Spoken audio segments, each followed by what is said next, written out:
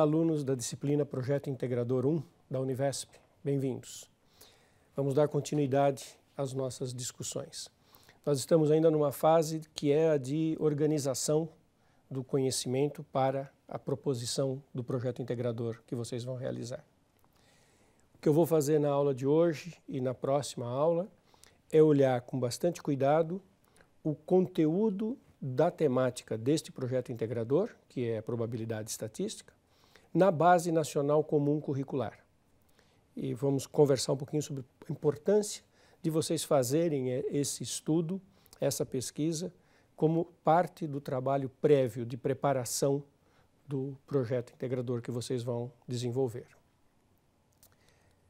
Então, a temática não só é probabilidade estatística, mas lembrem-se, é o uso de tecnologia no ensino fundamental 2, propostas didáticas para aprendizagem do conteúdo de probabilidade estatística. Então nós temos aqui algumas palavrinhas norteadoras, a palavrinha tecnologia, propostas didáticas é para o ensino, em outros projetos integradores que virão, vocês serão convidados a refletir sobre, por exemplo, avaliações, não a proposta didática em si, mas uma avaliação. Bom, e a temática, que é probabilidade e estatística. Nesse momento, vocês fizeram os estudos de vocês no ensino médio e no ensino superior, no curso regular aqui da Univesp, vocês ainda não tiveram disciplinas de nível superior de probabilidade estatística. Então, nós temos que olhar com bastante cuidado esse conteúdo e vocês têm que ter em mente a preparação de vocês nessa temática. Lembrem-se que para fazer o projeto integrador a gente recomenda algumas etapas, a definição da equipe, e eu estou muito focado nisso hoje.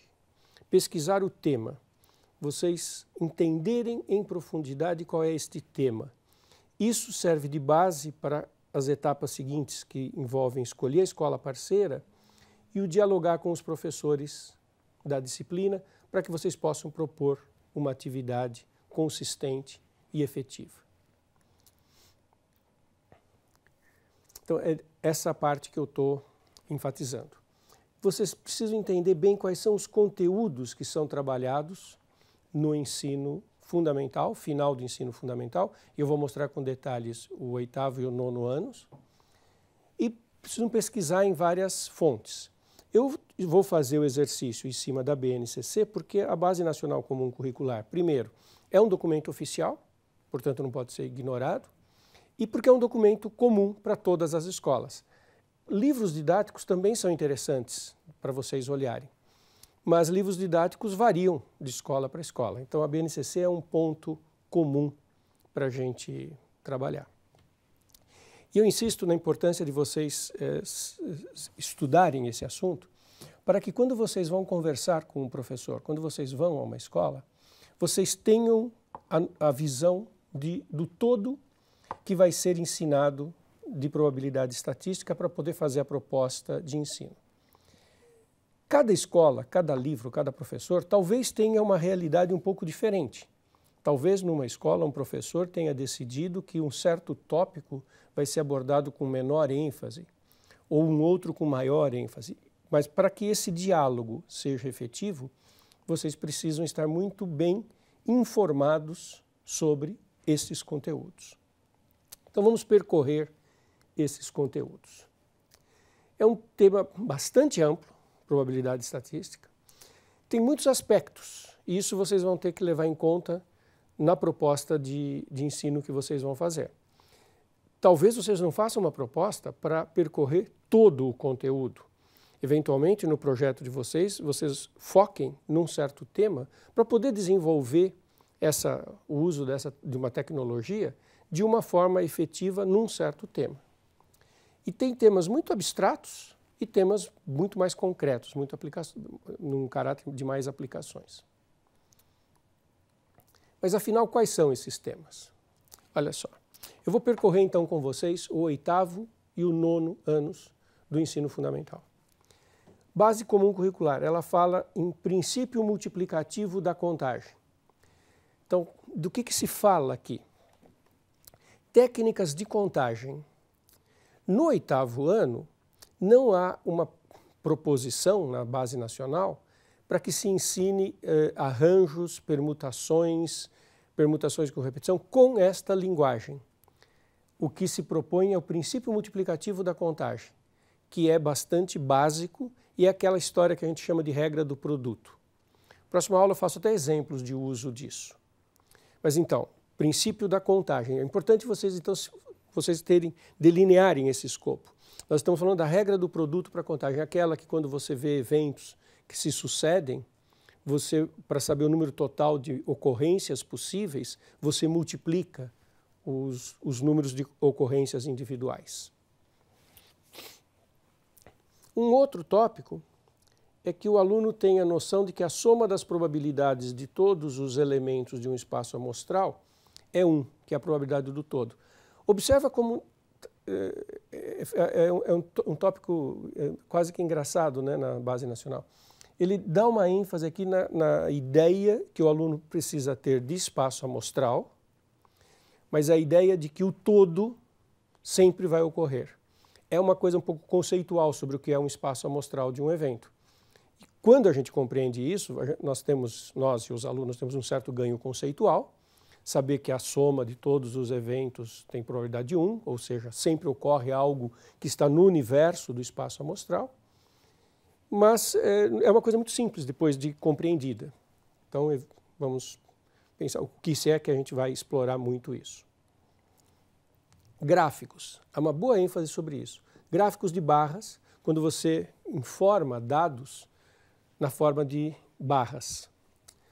Colunas, linhas ou setores. Setores são aqueles gráficos em que uma certa informação aparece numa circunferência, muitas pessoas chamam de gráficos de pizza.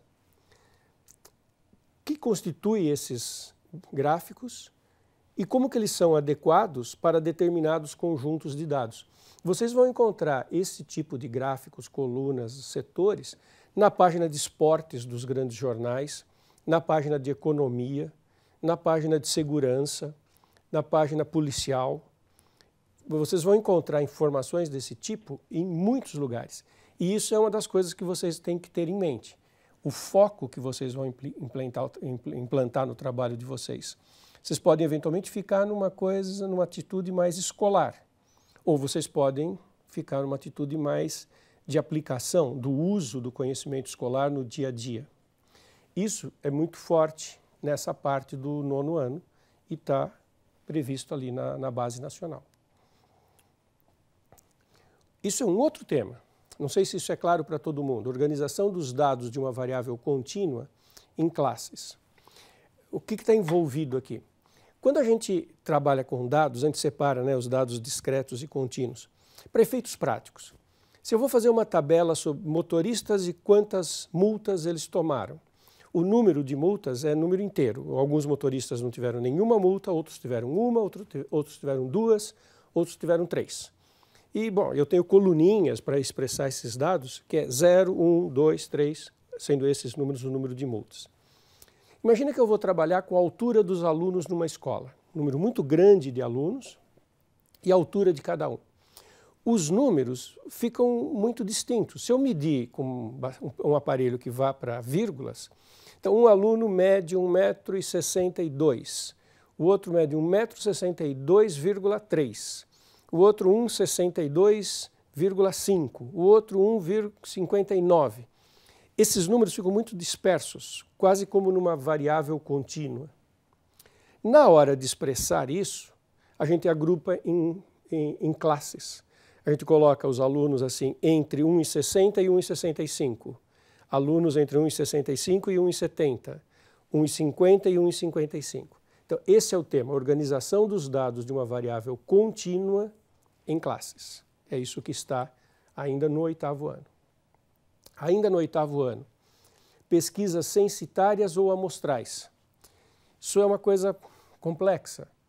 Pesquisa censitária é quando você faz censo, você analisa todos os elementos do conjunto. Você se dedica a todos, como o censo de população que se faz num país.